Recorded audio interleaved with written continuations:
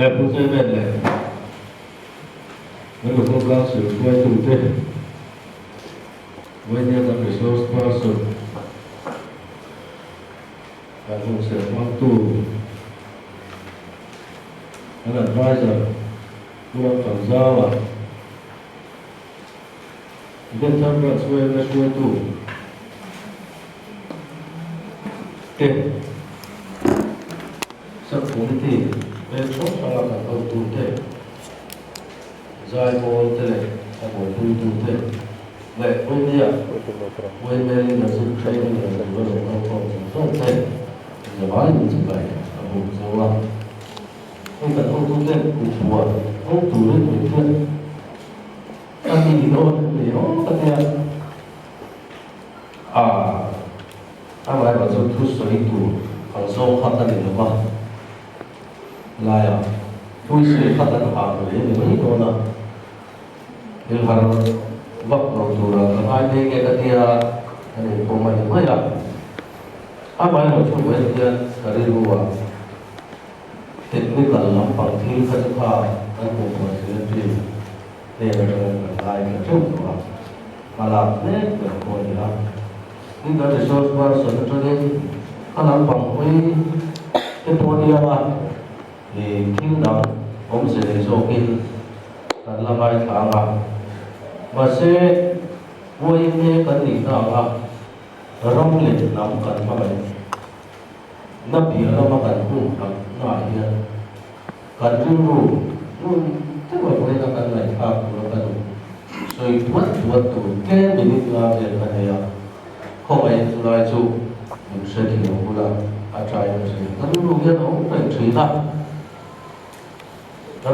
là anh đi qua đi sa qua thì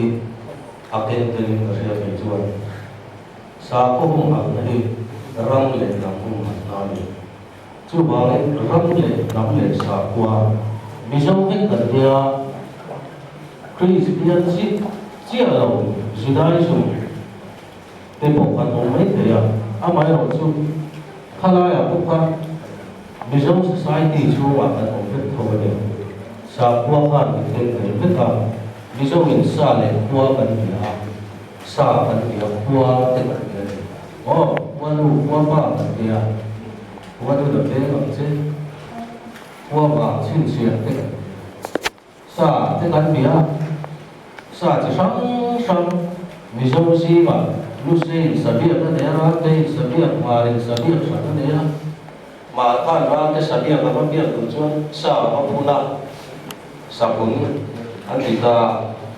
làm thi là gì là sao có công năng thi biết là gì à chú bảo biết ví dụ society à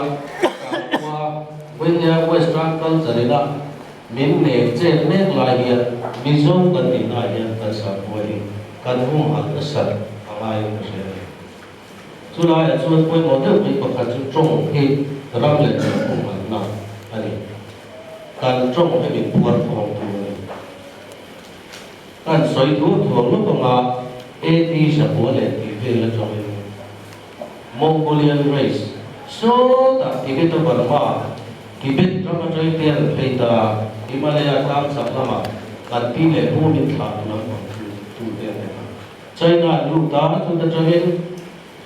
kapo phaya edi sa khazali sa khazanga ke la kan lu la ha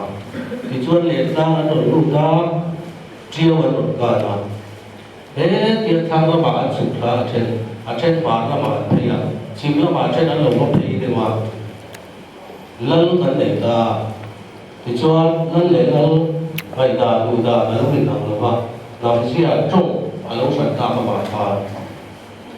chú chia chú bài của là phúc phán và bây giờ mình sang ăn buổi nó rất chú và bây giờ thì các buổi nè thì là thì phải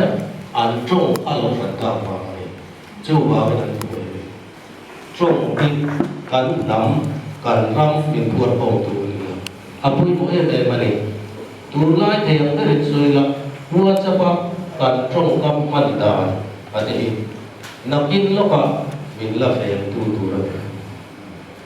răng lệ nằm bùi cả sợi cái gì tất cả chú bảo này ít chút thật sẽ lâu sáng sáng mà phụ cũng mà cái hai phần thế punctuation book kan thei nang to ati imam sram sram capital man na tu na to oh thei dia th point te kan pang ta he với những cái thà lệ thà căn dễ là những cái căn trâu hay biết là đi căn sa cua lệ căn trâu hay là solid cắt mấy hết cắt là căn trâu này Indian nationalism nó tìm tập tốc bởi nó miễn sự chia rộng lòng nó chẳng được hay Indian nationalism hay là cái mà đi ví dụ hay là cái in thuốc cô cấp về thì miễn lệ chế ba li bui lian zo ka mi lu tir an tu char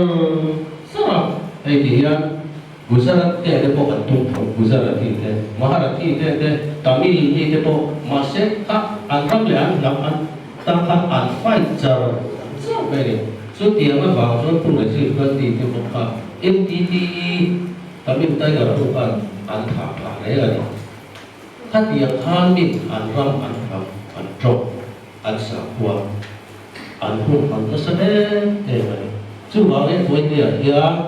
thế là ya rồi tôi cần đầu là con sống sống thế xuống nó con cần đấu cần gì là con bây giờ lại quay lại con can về là cần gì thì là hỏi gì cùng lấy số nó cho nên mà đi chụp hè nó cho nên răng lên nằm anh hùng anh thế này tôi muốn lấy cái gì à chú bảo cái Misal kan tidak yang wini yang siap terangku, inkhel itu orang tu biar terjun data, kakak sama kan, kakak itu ini oh paling rumah sekarang, kakak itu, wini yang huisil karena